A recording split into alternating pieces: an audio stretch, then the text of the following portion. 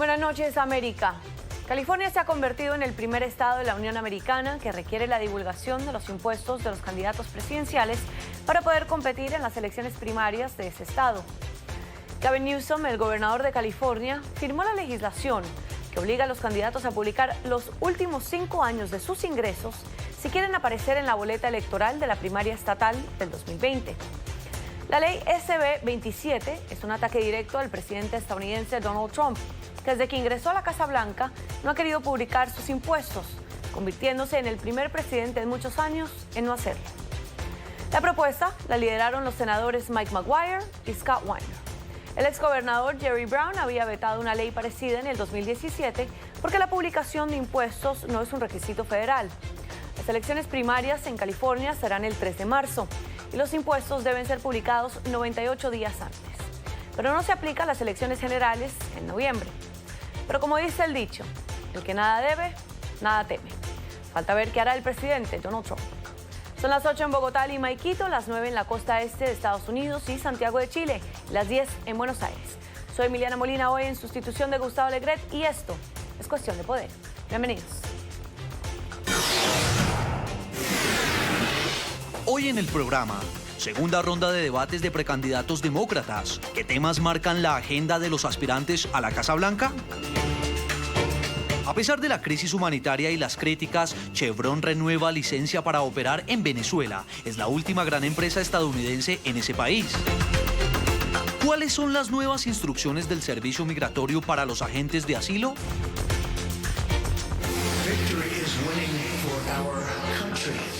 Comienza un cambio de régimen político. Desde nuestros estudios en Washington, la opinión, el análisis y las voces que nos ayudan a comprender nuestro mundo. Es cuestión de querer, es cuestión de poder. El Departamento de Tesoro de Estados Unidos renovó la licencia para Chevron Corp por 90 días más para continuar la extracción de petróleo y gas en Venezuela como exención a las sanciones. La administración de Trump le da luz verde a la empresa al considerar beneficioso que la petrolera siga operando en el país sudamericano a pesar de la crisis humanitaria, política y económica. Es la última gran empresa estadounidense en operar en Venezuela, una nación miembro también de la OPEP. Para hablar de este tema nos acompaña Antonio de la Cruz, él es analista político. Antonio, bienvenido y cuéntenos, ¿esta exención contradice las sanciones? Si vemos a las sanciones, que el objetivo original del 28 de enero contra PDVSA era preservar los activos y asfixiar financieramente al gobierno de Nicolás Maduro, ¿verdad? Al usurpador, podemos decir que sí contradice el objetivo original, porque lo que se perseguía era que el 27 de julio nadie pudiese contratar con PDVSA de las empresas americanas, porque recordemos que estas fueron sanciones que fueron escalando cada 90 días. Los primeros 90 días ningún particular podía hacer negocios con PDVSA. Los siguientes 90 días no se podía importar crudo de Venezuela. Y así sucesivamente, y ahora no se podía hacer negocios las empresas estadounidenses con PDVSA. ¿Por qué una extensión tan breve?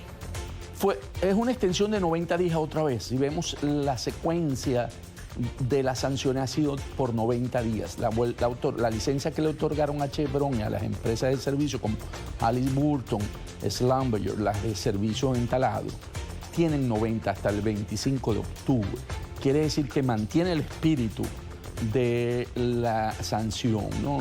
Y por eso Chevron había solicitado por 6 meses y la decisión que tomaron fueron por 90 días, esperando que el efecto pueda haber una solución, porque lo que se quiere es afectar al régimen de Maduro en términos de tener ingresos, dólares, y así obligar a una salida en Venezuela.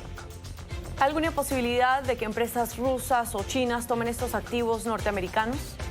Recordemos que en Venezuela, con la nueva ley de hidrocarburos, el 60% de las empresas mixtas que operan en el área petrolera en Venezuela es del Estado, y el 40% de empresas internacionales. En este caso sería de Chevron en Campo Boscán y en la faja petrolífera del Orinoco. ¿Qué ocurre? Que ese 40% que tiene Chevron en los campos que opera conjuntamente con PDVSA, al Chevron salir de Venezuela, si se ejecutaba el 27 de julio, se le cancelaba la licencia, ese 40% el régimen de Maduro podría utilizarlo y venderlo a una de las empresas que operan en Venezuela. Y en ese caso, las empresas rusas, Rosneft y China Petroleum Oil Corporation, podrían haber estado interesadas en ocupar ese espacio. Sí podían haber sido compradas y participadas por empresas chinas y rusas.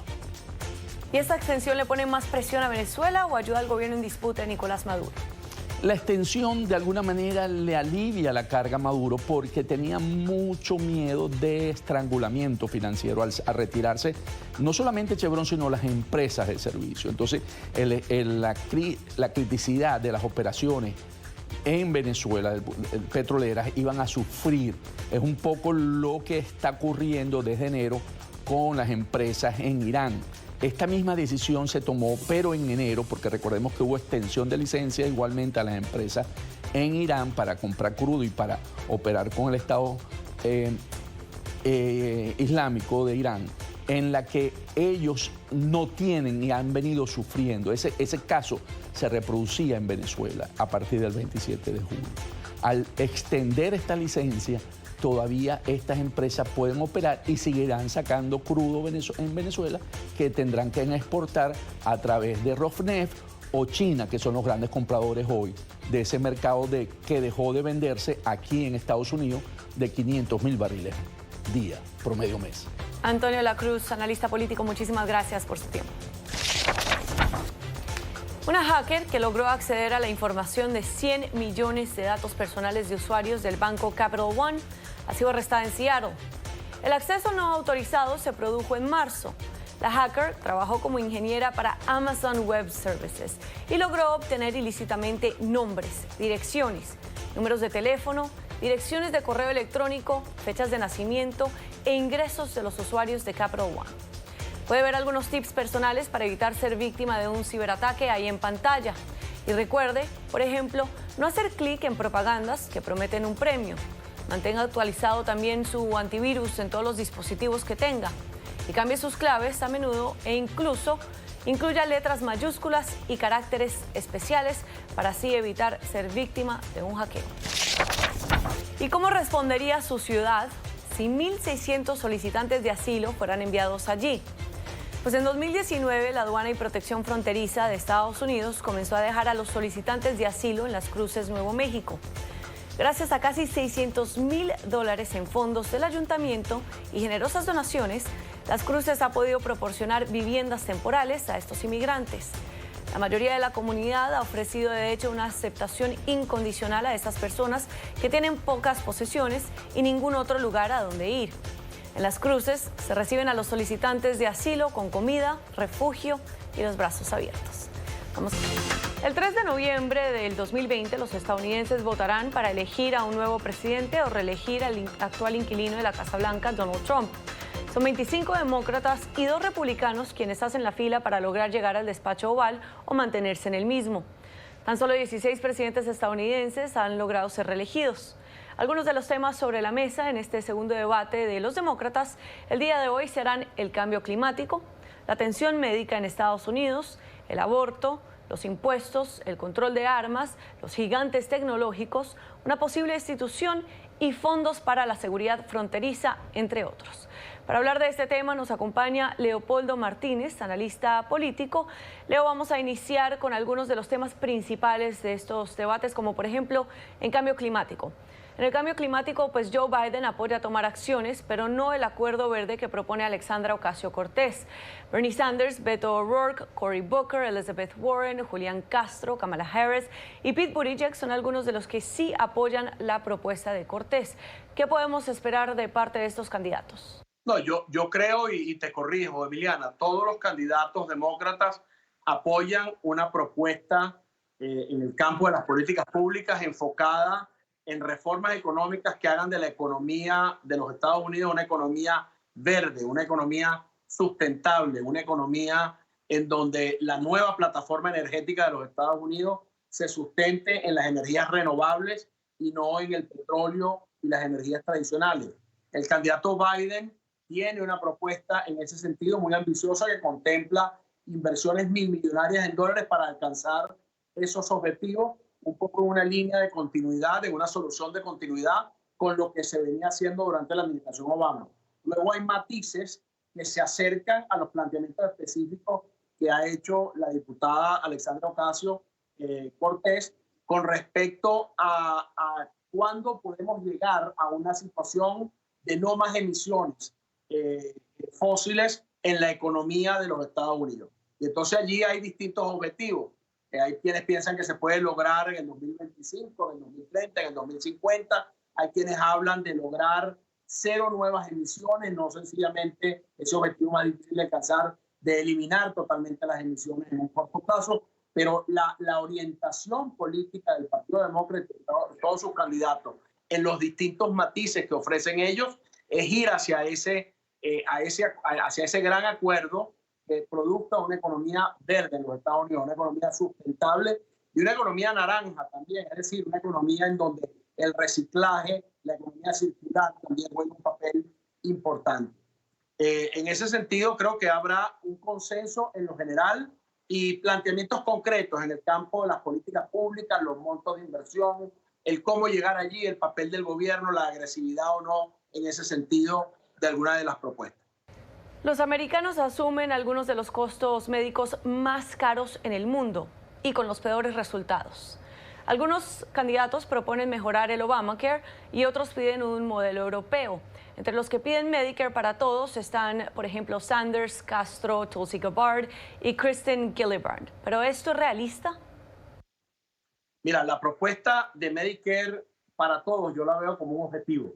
El vicepresidente Biden se distingue frente al resto de los aspirantes con una propuesta que es construir a partir de lo que se logró con el Obamacare mayor cobertura y menores costos para los asegurados e ir en una transición hacia un sistema público si así lo desea el asegurado, es decir, darle a las personas la opción de ir a un sistema público o mantenerse con su seguro privado a través del sistema de Obamacare con todas las mejoras que se le pueden hacer por vía legislativa y administrativa. Sabemos que la administración Trump ha venido perforando, golpeando y desmontando desde el punto de vista administrativo la eficacia y el funcionamiento junto con los gobernadores republicanos de estos intercambios que permiten a la gente alcanzar mejor cobertura sanitaria.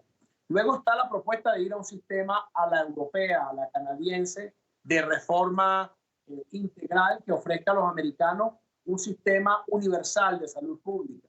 Esa es una propuesta interesante, pero también debe pasar por el tamiz de su viabilidad legislativa. Por quererlo todo, se puede perder también todo cuando no se trabaja sobre realidades concretas, realidades específicas, como es esta propuesta de ir construyendo ladrillo sobre ladrillo un mejor sistema hasta darle a la gente la opción de irse moviendo al sistema de la opción pública frente a la opción privada. Pero eso es algo muy importante que quiero destacar, porque del lado republicano hay una oposición a rajatabla, tanto a Obamacare como a las demás propuestas que se están haciendo en el campo demócrata, bajo el argumento de que es financieramente insostenible lo que promueven los partidarios del Partido Demócrata. Y la verdad es que cuando tú comparas el costo global en salud pública, la inversión, el gasto total en salud pública que hacen países como España o Alemania, que tienen un sistema de salud universal, te das cuenta que es el 11 o el 9% del Producto Interno Bruto la inversión total que hacen en materia sanitaria. En los Estados Unidos, el gasto que hacemos los americanos hoy día en materia sanitaria es el 17,5% del Producto Interno Bruto. Es decir, los americanos ya estamos pagando un costo mayor por una menor cobertura que lo que pagan los europeos a través de sus impuestos para tener una cobertura universal. Esto significa que es perfectamente posible incluso llegar a una propuesta de un sistema universal de salud pública a un menor costo que el sistema actual tiene para el ciudadano americano a través de los seguros privados. Hay 21 demócratas a favor de libre elección sobre el aborto y que creen que el procedimiento debe ser financiado o debe recibir algunos fondos del gobierno. 3 de esos candidatos, Mike Gravel, Tulsi Gabbard y Wayne Messam, creen que el aborto debe ser legal, pero no se deben usar fondos públicos para la salud reproductiva. ¿Cuál de estas dos opciones es más viable? Mira, la verdad es que en el discurso, en el relato republicano, se busca etiquetar al Partido Demócrata como un partido que promueve el aborto. Y lo que el Partido Demócrata y sus candidatos defienden es el derecho de la mujer a elegir las soluciones que en su caso y de acuerdo a su conciencia y consultando con su médico y su familia le convienen o le resulta necesario adoptar decisiones que debe tomar esa persona para atender su salud reproductiva. Esa es una decisión de la mujer, principalmente y sobre todas las cosas, y eso es lo que se defiende. En otro orden de ideas, los republicanos también hablan de que los fondos federales no pueden ir a organizaciones como Planned Parenthood porque son organizaciones que utilizan o emplean esos dineros en practicar abortos. Eso también es una manipulación, porque el grueso de los fondos federales que van a instituciones como Planned Parenthood van dirigidos a toda la gama de servicios de salud reproductiva que reciben en esos centros de atención ginecológica de Planned Parenthood las mujeres, las madres, incluso mujeres menores de edad, de menos recursos económicos y mayoritariamente incluso las que pertenecen a alguna minoría étnica, las mujeres afroamericanas, las mujeres latinas, que no tienen cómo alcanzar esa cobertura médica por otra vía. Van a estos centros de Planned Parenthood y allí hacen su examen ginecológico anual, allí se les dan todas las opciones de salud reproductiva que estén al alcance en una situación determinada de embarazo, se atiende en el caso de embarazos con problemas la situación de esa persona y se toman las decisiones que ella y el médico acuerden tomar. Es decir, no se trata de financiar el aborto, se trata de financiar la salud reproductiva en general a través de todos estos mecanismos de las mujeres de menos recursos que de otra manera no tendrían esa atención ginecológica. Entonces aquí hay una manipulación que busca de alguna manera encerrar o encasillar a los republicanos, a los demócratas por parte de los republicanos, esta narrativa de encasillar a los demócratas en una suerte de zona negra, de zona oscura, donde se está faltando a una obligación con relación al derecho a la vida. Ahora hablemos de los impuestos. La creciente desigualdad de ingresos lleva a miles a cuestionar el sistema que favorece a los más ricos aquí en Estados Unidos. Sanders, Warren, Mike Gravel creen que el 1% de los más ricos en Estados Unidos deben pagar más impuestos, una promesa que han hecho decenas de candidatos y que en realidad no se ha llegado a cumplir. Mira, yo creo que en los Estados Unidos la gran clase media americana, la gran clase trabajadora ya se ha dado cuenta a esta altura que la rebaja de impuestos que aprobó el presidente Trump junto con la mayoría republicana en el Congreso apenas inició su presidencia, tiene 3 características principales. Primero, los beneficios para los que están más arriba en materia económica, es decir, los más ricos y las corporaciones más poderosas, son mucho mayores que los beneficios que vio la clase trabajadora, que hoy día además ya no tiene tangiblemente ningún beneficio significativo con esas rebajas de impuestos. Luego también tenemos lo siguiente: la economía no ha crecido en forma proporcional al sacrificio fiscal que se está haciendo con esta rebaja de impuestos. Y el déficit fiscal, que es lo tercero, el déficit fiscal ha crecido del 2.8% del Producto Interno Bruto, en el cual se encontraba colocado cuando Obama termina su presidencia, a 4,5% del Producto Interno Bruto. ¿Y qué significa ese déficit fiscal? Que no se ha podido ejecutar un plan de inversión en infraestructura, que se están reduciendo o recortando gastos en materia escolar o en materia de salud, que se están también afectando recursos que podrían ir a los programas sociales que asisten precisamente a la clase media o a la clase trabajadora. Entonces, la pequeña o insignificante rebaja de impuestos que vivió la clase trabajadora es rápidamente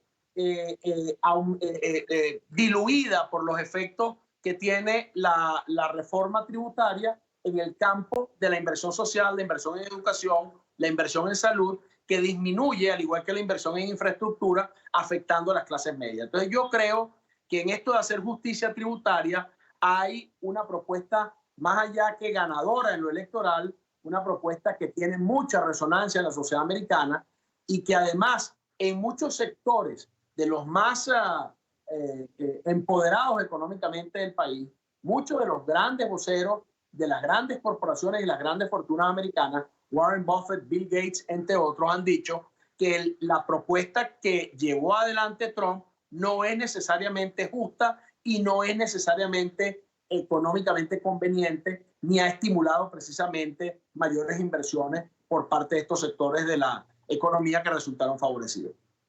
Ahora hablemos del control de armas en Estados Unidos, que es bastante polémico aquí en la Unión Americana. De hecho, hemos visto 2 recientes tiroteos, el más reciente en California. Hay 17 demócratas que proponen prohibir las armas de asalto en Estados Unidos y 4 que están a favor de dificultar la compra de armas. Pero con un gigante como la Asociación Nacional del Rifle, ¿qué tan factible es este panorama? Emiliana, has dado en el clavo. Hay un poder inmenso, desproporcionado que tiene la Asociación Nacional del Rifle a través de su poderosísimo lobby e influencia sobre la actual mayoría republicana en el Senado. En su momento, cuando hubo mayoría republicana en la Cámara, también esa era la situación. Hoy tenemos una mayoría demócrata en la Cámara que estaría dispuesta a aprobar reformas legislativas que introducirían la obligación de hacer chequeos policiales o estudios de carácter médico para determinar que una persona pueda tener una licencia para portar armas e incluso prohibir las armas de repetición. Porque una cosa es tener un rifle utilizado para la cacería o la defensa en una finca y otra cosa es tener un arsenal de armas de repetición, escopetas y metralletas que incluso son más poderosas que las que tienen los propios oficiales de la policía y que son las armas con las que se cometen estas horribles masacres en escuelas y en sitios públicos, como la más reciente en California. Una cosa que rompe el corazón ver cómo se acaba con vidas y se destruye a familias con esta tenencia descontrolada de armas por todo el país por parte de personas que no están psicológicamente calificadas para portarlo. Entonces, ¿dónde va a estar el obstáculo? Más que en la Casa Blanca o en la Cámara de Diputados hoy día, va a estar en la mayoría republicana que hoy hay en el Senado y va a estar posiblemente también, si la tendencia de seguir nombrando magistrados que siguen los dictámenes de la Asociación Nacional del Rifle ante el Tribunal Supremo de Justicia, ante la Corte Suprema de Justicia, se habilita por la vía de una mayoría republicana en el Senado. Entonces, las elecciones del 2020, además de elegir un nuevo presidente y ratificar esa mayoría parlamentaria en la Cámara, tienen una posibilidad histórica de ofrecerle al Partido Demócrata y a la ciudadanía americana también el control del Senado, número uno, para impedir que se sigan nombrando a jueces ante la Corte Suprema que sean simpatizantes de las ideas y las propuestas de la Asociación Nacional del Rifle. Y en segundo lugar, para habilitar propuestas legislativas en ambas cámaras que permitan al presidente de los Estados Unidos por la vía federal establecer los controles que se necesitan para que en ningún estado de los Estados Unidos se puedan portar armas de esta magnitud, de esta dimensión, armas de repetición que acaban con vidas en la forma en que lo estamos viendo en todas estas tragedias, estas horribles masacres que corren en sitios públicos, ocurren en sitios públicos. ¿Cuáles serán algunos de los estados claves en estas elecciones? Mira, los estados del Midwest, que son 4, Ohio, Pensilvania, Michigan y Wisconsin, son 4 estados en donde en este momento va a haber una gran batalla electoral. Trump necesita repetir, como lo hizo en el 2016, algo muy inusual. Tiene que ganar obligatoriamente la Florida y tiene que ganar al menos 3 de estos 4 estados del cordón industrial del medio oeste de los Estados Unidos. Tiene que ganar en 2 de ellos, por lo menos. Además de Ohio, tiene que ganar en Pensilvania y tiene que ganar en Michigan o en Wisconsin. ¿Qué están diciendo las encuestas en este momento? Trump está teniendo dificultades en la Florida, sobre todo frente a Joe Biden, está casi 9 puntos por debajo. Y está teniendo dificultades frente a todos los candidatos demócratas también en estos 3 estados, Michigan, Wisconsin, Pensilvania. En los 3 se encuentra por debajo frente a todas las opciones demócratas. El que está mejor posicionado en casi todas las encuestas es Joe Biden, seguido de Bernie Sanders y Elizabeth Warren en estos 3 estados. Pero en el estado de Ohio, que ha sido uno de los estados del Midwest americano que ha tendido a votar republicano, la última encuesta que se reveló esta semana de Quinnipiac dice algo fabulosamente inesperado, y es que en este momento Joe Biden le ganaría en Ohio a Donald Trump por 9 puntos. Y los demás candidatos demócratas también compiten con Donald Trump en Ohio. Es decir, Trump puede perder Ohio, puede perder 2 o quizás los 3 de los estados que te mencionaba del Midwest, Pensilvania, Michigan o Wisconsin. Y tiene la posibilidad de enfrentar una elección muy competida en la Florida, donde hay encuestas que señalan que Biden le ganaría con comodidad.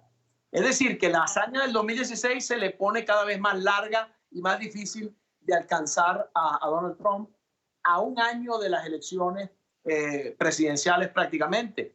Y debo decirte que los niveles de aprobación de Trump son sumamente bajos en estos estados. Por ejemplo, en Michigan, una encuesta también que fue revelada esta semana, solo el 36% de los electores de Michigan piensa que Donald Trump debe ser reelecto presidente. Números muy comprometidos, muy difíciles para Donald Trump. ¿Y quién está ganando el voto latino por ahora? Sin duda alguna, en este momento el voto latino tiende de manera muy nítida, muy clara y muy contundente hacia cualquiera de las opciones demócratas. Los estudios de Latino Decisions indican, que es la encuestadora más importante en el país, en el estudio de opinión de los latinos, indican que el voto latino tiende en un 65-70% a favor de los demócratas. En algunos sectores del voto latino, recordemos que el voto latino no es homogéneo, tenemos bloques por origen de nacionalidad y también tenemos bloques de electores diferenciados por tiempo en el país, primera generación, segunda generación, tercera o más generación de presencia o de vida en los Estados Unidos. En todos los bloques, el único bloque en donde Trump se encuentra relativamente bien ubicado es en el bloque de los electores cubanoamericanos en la Florida, que se reparten 50-50 entre demócratas y republicanos, con un dato muy interesante: mientras más joven es el elector cubanoamericano, más tiende a votar demócrata, mientras mayor de edad tiende a votar republicano. Es decir, que mientras más gente joven en esa misma comunidad cubanoamericana salga a votar, más difícil para Trump ganar el voto de los cubanoamericanos en Florida. Pero algo más interesante que te quiero relatar, en un estudio que acaba de concluir hace un par de semanas, el profesor Eduardo Gamarra del Florida International University, donde estudió a la diáspora venezolana y encuestó a la diáspora venezolana, una muestra de la diáspora venezolana, se encontró el profesor Gamarra con el dato de que el 60% de los electores venezolanos americanos de la diáspora en Miami prefieren a un candidato demócrata que a Donald Trump, aun cuando le agradecen y le reconocen los esfuerzos que está haciendo por resolver la crisis venezolana.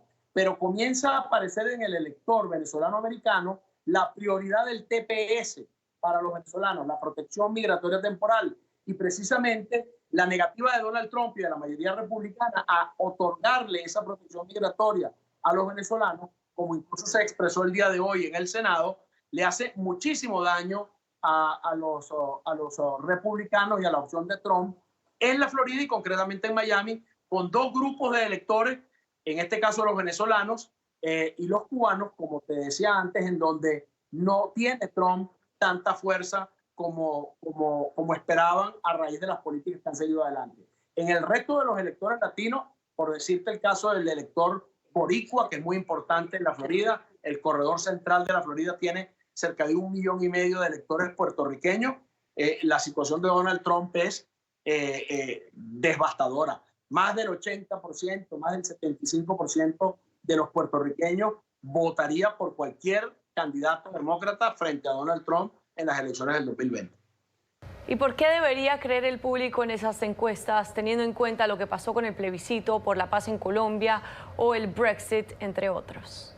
Porque sí funcionaron las encuestas, porque el voto popular en aquella oportunidad fue mayoritariamente para Hillary Clinton. Y la razón por la cual Trump logró ganar en Michigan, en Pensilvania o en Wisconsin por margen inferior al 0.5% es porque o la gente se abstuvo de votar por Hillary Clinton, tampoco votó por Trump, o mucha gente votó por la tercera y cuarta opción que estaban presentes en esa elección, Gary Johnson y Jill Stein.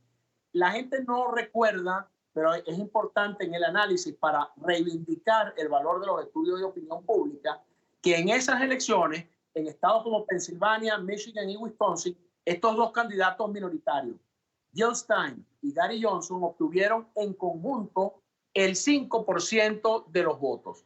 Es decir, que con el 5% que sacaron Gary Johnson y Jill Stein, con que un pedacito de esos votos hubiese ido a la otra opción más lógica para derrotar a Trump, que era Hillary Clinton, Trump no habría ganado las elecciones presidenciales.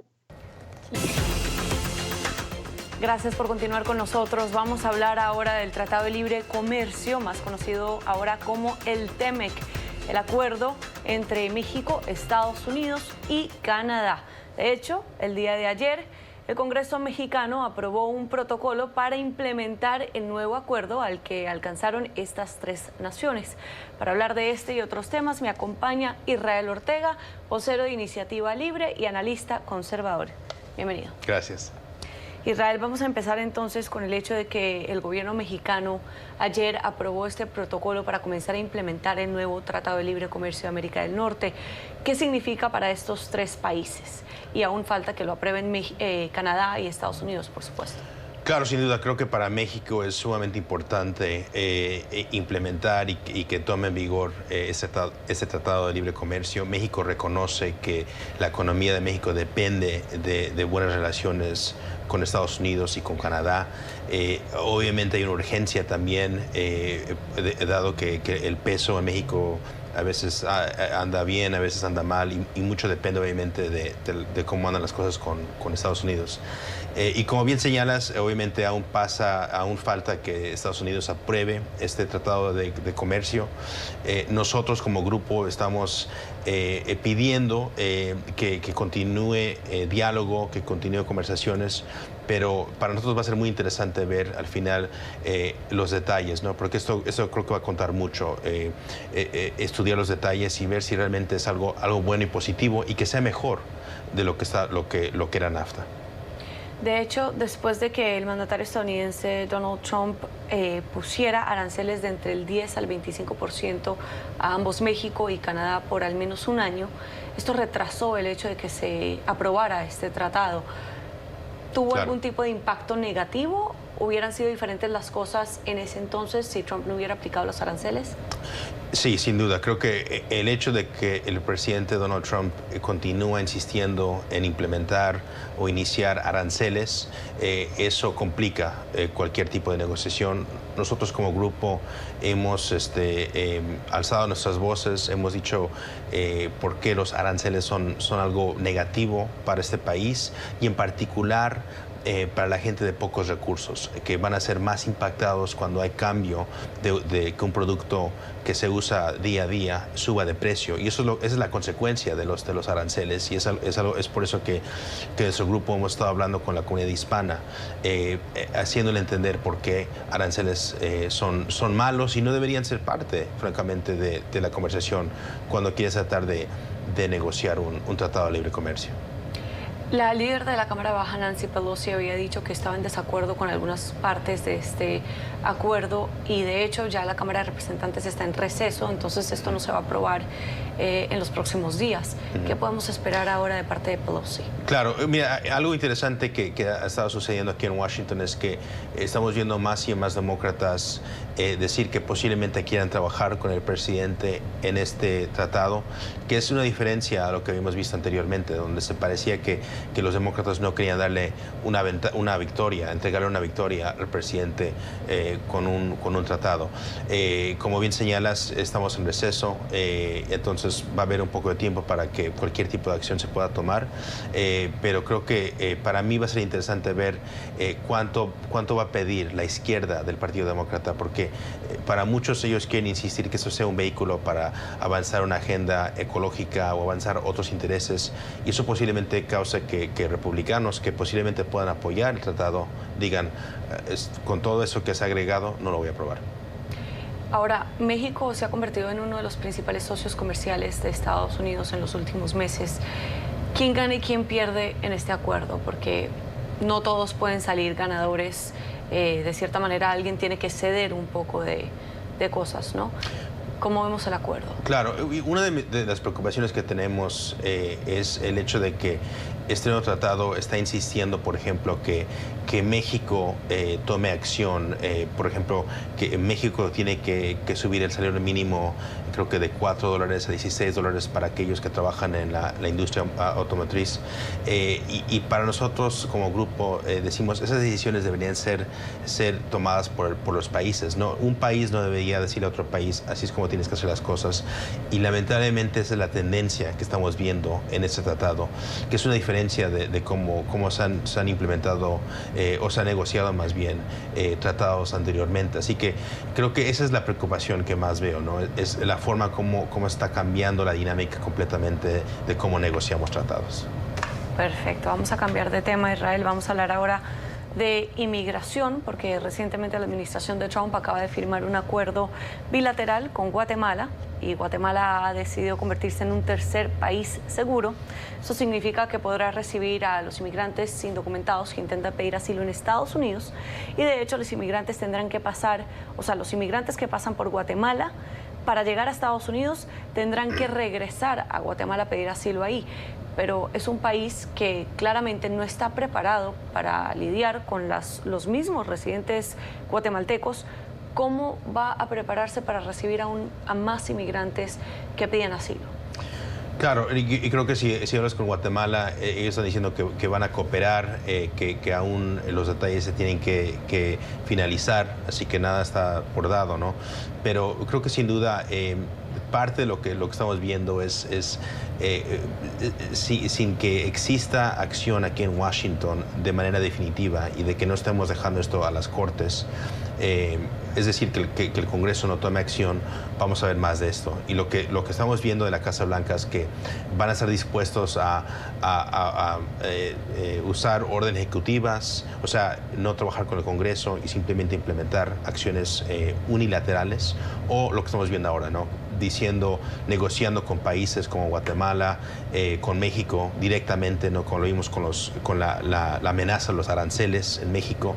Entonces, nosotros pensamos que esto no es la mejor forma de lidiar con este tema tan complejo, pero lamentablemente sin que exista acción en Washington, vamos a ver más de esto y como bien señalas, algunos países posiblemente no estén preparados para tomar a tantos refugiados y también países como Guatemala, que ellos también están pasando por niveles de crímenes muy altos. Y de hecho Israel es uno de los países más inseguros del mundo todavía.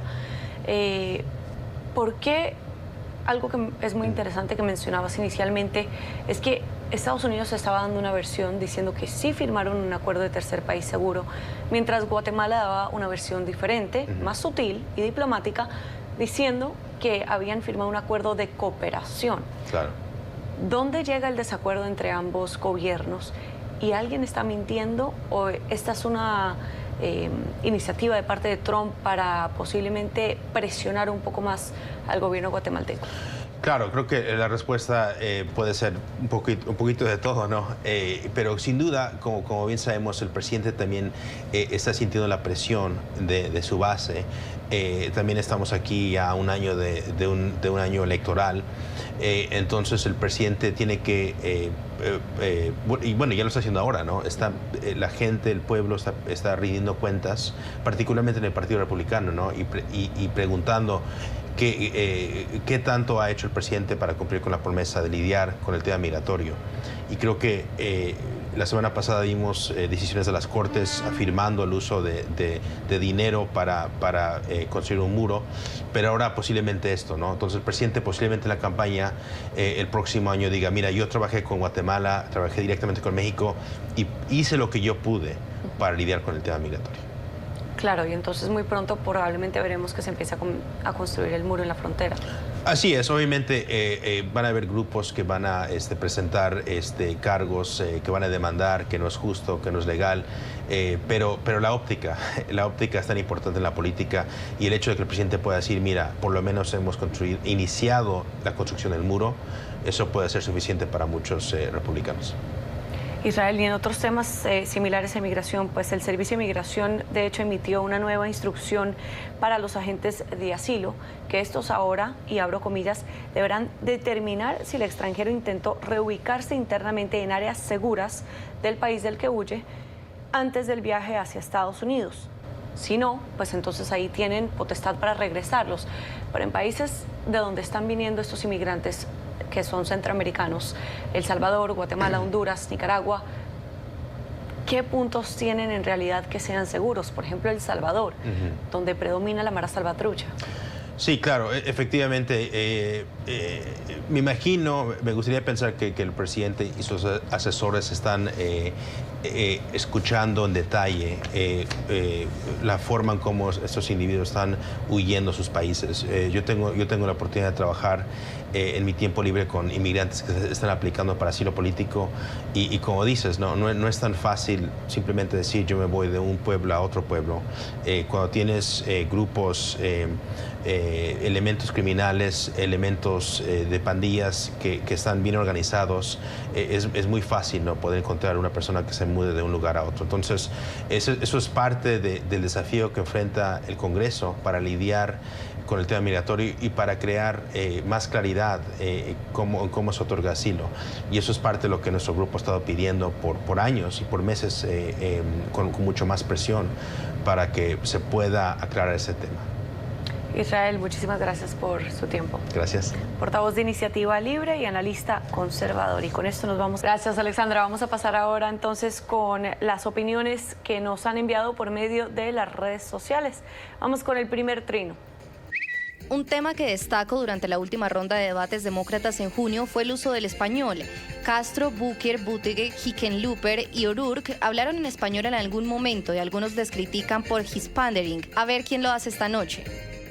Vamos a pasar ahora a un último video. Alexandra, ¿qué te parece si le echamos un vistazo a esta señora que, bueno, se atravesó en la mitad de una carretera y un conductor hizo algo para sacarla de la vía? Veamos.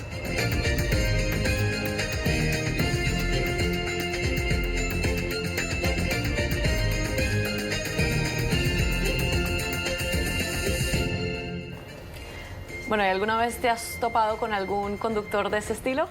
La verdad que no, pero bueno, digamos que eso es una manera de sacarla del medio. Una manera muy diplomática de sacarla del medio. Bueno, muchísimas gracias por acompañarnos nuevamente, Alexandra. A ti, Emiliana. Y a ustedes por su tiempo en este segmento de Cuestión de Poder. Nos veremos en otra próxima ocasión. Que descansen.